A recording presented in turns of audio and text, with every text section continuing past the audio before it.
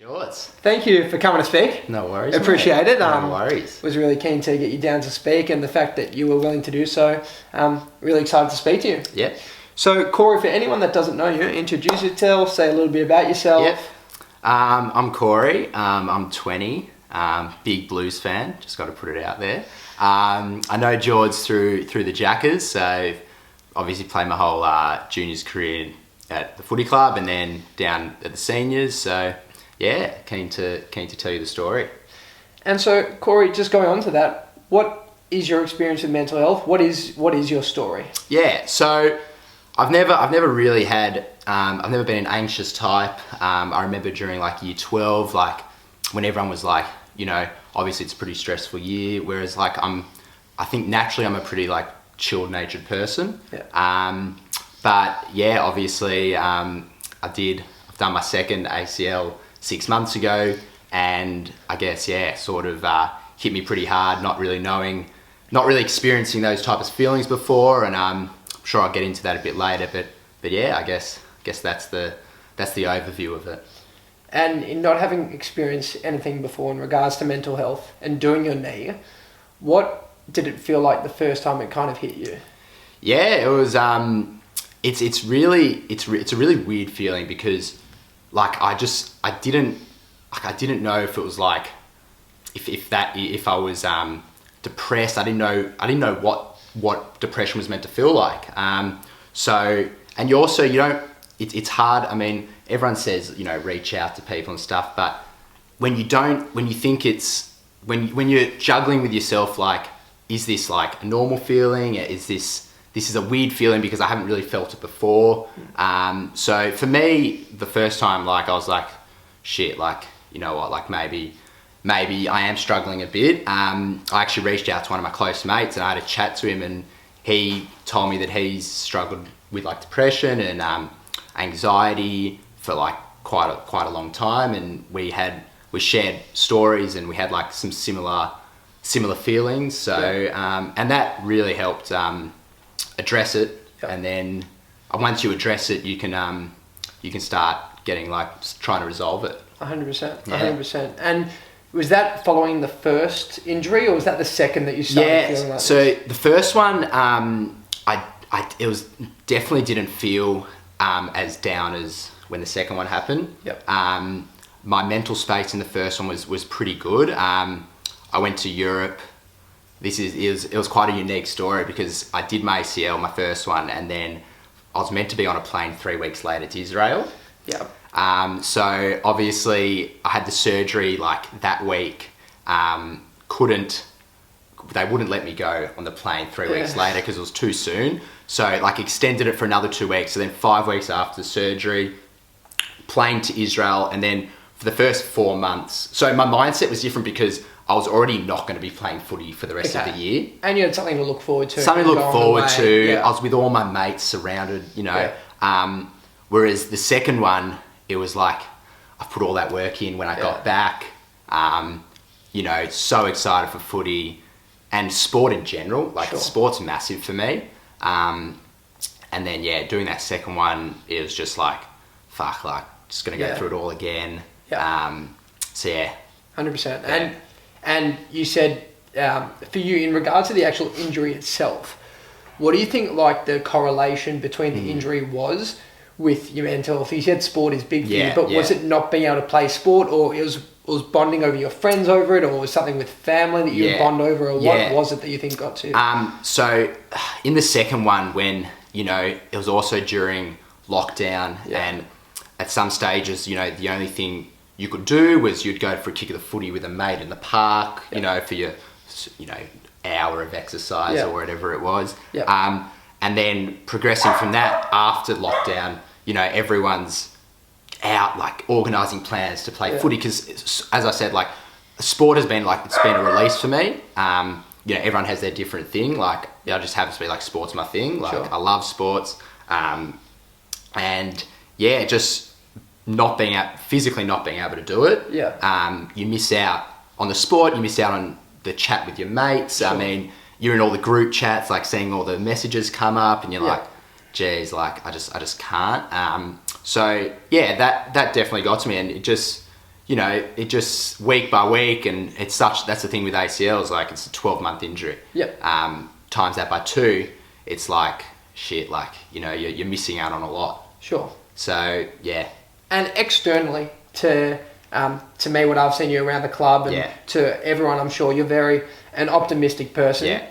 And had we not have had this chat, I would have not known that you went through a difficult time in regards to your injury. You're you're this eternal optimist, and you're always kind of passionate, and you've gotten into coaching around the club. So what did it feel like in terms of initially opening up to, you said your friend, or was it family as well that you opened up to? So yeah, no, it's interesting you say that because like I am an optimistic type. Like, you know, I put on, it's not so much a brave face, like that's just me. Like I'm a happy type, like I don't want to be too down. And like when this comes out, like, you know, all of my mates won't know that like I have struggled. Because as I said, like I've spoken to one mate about it, and then my parents, obviously. But they say with an ACL injury, it's like it is the physical injury, but it's like a mental injury as well, just because of how the time and the rehab and stuff. But yeah, what helps is being optimistic about it. I mean, it's cliche, everyone says it, but like if you're down about it and you know you think, oh, like, why me, my life's shit, whatever, like it doesn't help. It really doesn't. So, and yeah, being around the boys at the club, like it's like I get up and about anyway, like you know, that's the environment I like to be in. 100%. And your family as well is very passionate about its football, and you've got cousins at the club, and your sister's a very good footballer. You were telling me yesterday she's a superstar. But looking ahead and where you are now, what, I guess, skills have you learned along the way in looking, you said, to be optimistic? What allowed you to get to that point where instead of getting down on yourself, you looked at the future with that sense of optimism that, okay, I'm going to get back, as opposed to feeling down about where you were at? Well, I actually get that question. I get the question of like, you know, what like character trait do you reckon this has built the most? And the big one to me is just like, I just think resilience. I think it's massive in anyone's life, and it can be, you know, you can put resilience towards so many different aspects. And for me, it's resilience towards the rehab, like not letting this define me. You know, everything, you go back to like 2018. You know, everything's like smooth sailing, you know, like a debut for the seniors, like I think, you know, like, oh wow, like look at me. A great debut. I'll add, a great debut. I'll settle. And then, and then, you know, you sort of, it just gets put on hold like that. And then it gets put on hold again like that. So the resilience, just to the thing in the back of your mind is just like that goal in round 1 next year. Absolutely. That first goal, that running out with the boys, you know, just like a lot of just like picturing it. You know, having that vision to work towards, because doing months and months of rehab, like it's lonely, it's like tiring, so you need motivation. And like I think I'm lucky that in my position, like football is like such a big part of my life that's enough motivation for me. And I'm sure like other people in this situation, if they don't have that like fire in the belly of like, you know, like I really want to get back, I guess it can be like an overwhelming injury. But yeah, I'm also blessed, like got, you know, so many like good blokes around me, good people. For sure. You know, the club's behind me going into this coaching role has helped like enormously staying involved. So we may have changed positions here. There was a bit of a technical glitch. The camera died. So in returning to what we were saying, what was the when you were going through a tough time with your injury, what did the hardest days look like for you? So I remember pretty clearly waking up in the mornings, and this is probably so I'm at the 6-month mark now. This is probably at the 3-month mark. Waking up in the mornings and I'm just like already feel just demotivated. The training load goes up in that 3-month period. You know, your longer, heavier weight to the gym, a bit more like vigorous physical activity in terms with with the physio. Yep. So the knee's sore, the knee's a bit swollen. Yep. And I wake up in the morning and I'm like demotivated. I don't want to like go to gym. I don't want to go out with mates for coffee. Compounded seeing all the messages from mates, you know, footy tonight, ball tonight, futsal tonight. Yeah. You're just like, fuck, like, And I remember, and it's okay to have, like, everyone has bad days. Sure. I've had bad days, and I actually think it's really important when you have a bad day to notice that you're having a bad day, be self-aware. Yep. But this was day upon day upon day. Sure. And it lasted, I remember for about a week straight, I was just feeling crap. And I was like, this can't be normal. Like, I've never felt like this before. Sure. So then that's when I spoke to the mate. But yeah, that's basically what I just felt really just demotivated. And that vision that that's always been at the back of my head of like, you're going to get back playing footy, bang, bang. Like, it gets clouded over with these negative thoughts, and you're like, will I like be the same player? Then the negative thoughts come, will I be the same player that I was, you know, coming back? You know, if one more happens, like, that's like gone, like, career done. Mm-hmm. So yeah, I think it's a real domino effect when you're in that like dark place. Absolutely, yeah. And then to help me get out of it was really just talking and having good people around me. Well, I have no doubt that you're going to get back to that and be better than you were before. I hope so. But I'm keen to see you on the track. But so is this something your parents were aware of when you were going through this tough time? You said it was like for a week or two at a time. Yeah. Is this something your parents became aware of, and did they know that it was football related as well? Yeah, I mean, they knew that, I mean, they're obviously the closest to me, so you know, they knew how shattered I was when I've done it. So, and then during this period, I mean, you know, Mum would ask me like, "How you going?" I'll just be like, "Look, like, I'm not great today." Like, honestly, and then but I found that speaking with them, like, is obviously it helps a lot. Sure. But I don't know, the thing for me was like really like speaking to this mate that we've never spoken about, you know, mental health before. Sure. I didn't know that he went through struggles as well. Mm-hmm. So it was quite liberating to have that conversation with him.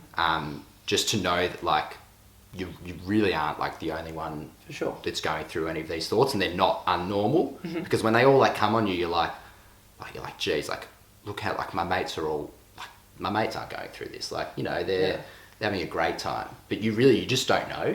You don't know until you talk to people. Yeah, absolutely. So I mean, that's the main thing that I've really like that I've brought out from this experience. And you talked about speaking to this particular mate. Yeah. Whether it be speaking about mental health or whether it be speaking about personal experiences or something that's really personal and deep and intimate. Yeah. Do you feel like your relationship with that person changed as a result of being able to speak about that stuff? For sure. It becomes stronger on a different level, on a really personal level. Yeah. Because, you know, I know how hard it was for me to open up. So it's going to be as hard for him. Yep.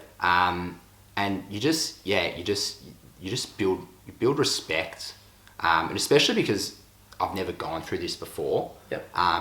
You just see like he's literally just there. Just, you know, he says to me like, whenever you want to talk, just pick up the phone. We'll go to a cafe. Like it just solidifies like just how strong the friendship is. Absolutely. And definitely builds another layer to the friendship for sure, 100%. For sure. And I think I'd like to add that, you know, for anyone that might be going through something tough themselves, whether it is an injury or whether it is something that is getting you down, Corey is a beacon of positivity, of someone who is going through that and constantly is at the club helping people out and, you know, helping others while they're going through their own injuries, and, you know, he's waiting to recover from his own, and yet he's still helping others. And it's amazing that you're at that point. And ultimately, in looking back and where you are right now, and you've done 2 knee injuries, so that's what, 24 months almost. What do you see yourself as in terms of having grown from that person before. Yeah. How do you see yourself differently? What have you learned from it, and what do you know now that you wish you had known maybe 24 months ago? Yeah, really interesting question, because I was going through this the other day with a mate, just like how much I think out of any experience I've had in life, this has changed me and molded me the most. Yeah. So as I touched on, just like perseverance, resilience, I think, and what I'd tell like myself in the past, I mean, it's hard to look when you initially do an injury of 12 months, you're like that's career done. Like it's the end of the world. Yeah. But there's and it's cliche, but there's always positives out of situations. And I like truly mean that. Like I would have never had this coaching experience, which I think has been like unbelievable. It's the best case scenario that could have happened in terms of not being able to play. For sure. Like I'm so a part of the team, and I think I've built relationships with the lads as on a different. When you're a player, I get that. Like I've played with them. I'm going to play with all of the boys again, but you build just a different bond when you're. It's sometimes intimidating, like coaching the older lads and like sort of telling them not what to do, but giving them advice and stuff. But you build a respect. Yeah. So yeah, it's definitely been like a life-changing experience, and it honestly has. It honestly has, because not everyone goes through 2 ACL injuries, and I just think it's definitely built character for sure. And now looking forward, Yeah. You're going to get back. You're going to play football. Yeah. Your injury is going to be a problem. Yeah. In going forward, if anything else gets you down, whether it be a physical injury, whether it be something else that's going on in your life, what do you think you can take from this that looking ahead will be invaluable to, I guess, being able to cope with future experiences? Yeah, definitely the mental toughness Yeah. has grown in spades for sure. Going through 24 months of rehab, twice a week, not missing a week. It just builds that mental toughness, and when you're crossed with life challenges, which I'm sure I will be, I'll definitely look back on this and knowing that I've got through it. Definitely builds the building blocks for any challenge that comes my way. Well, thank you so much for being willing to speak. It's been a pleasure hearing to what you have to say. It's something that I can profoundly connect with. And I'm sure plenty of people out there will also be able to connect with, and you spoke so well, and just thank you for your time. No worries. Thanks for having me. Thanks, mate. No worries.